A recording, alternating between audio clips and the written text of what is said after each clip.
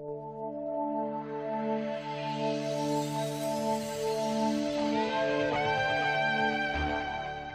GFI is called a ground circuit interrupter, and what it means is it's a safety device. A lot of people just call it a safety outlet. And what it does is it senses how much power is going into a circuit and then how much power is coming out of the circuit. And if there's any deviation, that means that some of the power is not coming back, and it means it's leaking, it's going somewhere else, like into a person, it's shocking. This little guy right here will trip. The way the indication button works is when the unit is tripped, which means that there's a fault that caused it to disconnect power, it will pop out this reset button and a little light will come on and it will warn you that there's a dangerous condition in your house and you need to find out what it is. To restore power to the GFI, you simply just push the reset button, and that there is no fault or no circuit problem, it will go ahead and just reset the power, restore power to whatever you have that lost power. This happens a lot if you have an outdoor GFI. You'll find these in garages, you'll find them on porches, backyards where you're plugging in like Christmas tree lights, blowers, things like that. The GFI will trip because it got a little bit of water in it. It's not necessarily a hazard, it was just protecting you for that one brief moment when there was a little bit of water in your extension cord or whatnot. And it's okay just to go and hit the reset button and reset it. If for whatever reason it won't reset, that means either two things. You have a problem somewhere in the device itself. This part is the back of the device, which would sit inside of a box, and this plate would go up against the wall. Or you have a problem downstream, either in this device or in the next outlet that's tied into this one. We'll talk about that in a minute. If the device won't reset at all, you'll need to call Electrician to find out why.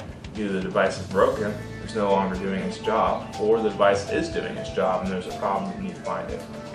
GFIs can be wired in series, which means you can send power into one side of the device and bring power out of the other side of the device. And what that means is that you only need one GFI per circuit. So you can install this GFI on the wall in your kitchen, and then down the way you can install another outlet. Because GFIs can be expensive, typically electricians only install one GFI per circuit. What that means is if your GFI trips, several outlets in your kitchen or your bathroom, outside, garage could go out because they're wired in a circuit. The fault doesn't have to happen at the actual GFI. It could happen at one of the other outlets down the series. So whenever you have a set of outlets that goes out in your kitchen or outside, it's always good to look for one of these GFIs, look for the reset button, and see if it doesn't need just to be hit. On the side of it, you'll see that it says test monthly. This is a UL listed product, but that's contingent on the fact that you keep up to date with it. And what that means is you go and you hit the little test button, which is right here.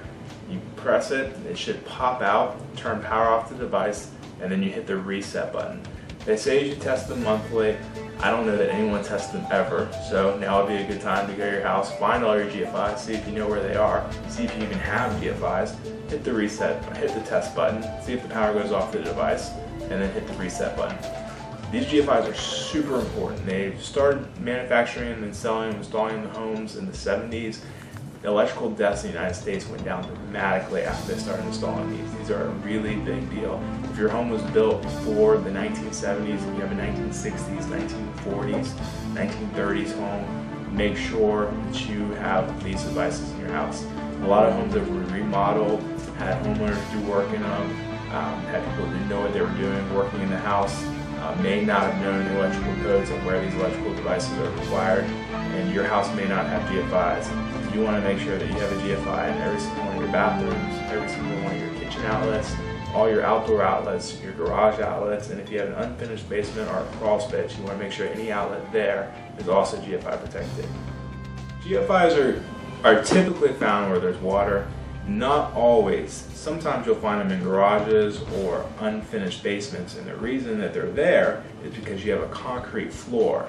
And the tendency to be electrocuted with a concrete floor is very, very high because the concrete is grounded, and the way people get shocked is they touch something that's electrified like an outlet or a broken cord or a short somewhere, and then they are also grounded so the current passes through them. And water and concrete are great conductors. Also, earth is a great conductor. So where you have water, where you have bare concrete, where you have bare dirt, and you have electrical devices, typically they need to be GFI protected, and that protects you if there is ever a fault, ever a shock. It's a device to pick it up and turn off.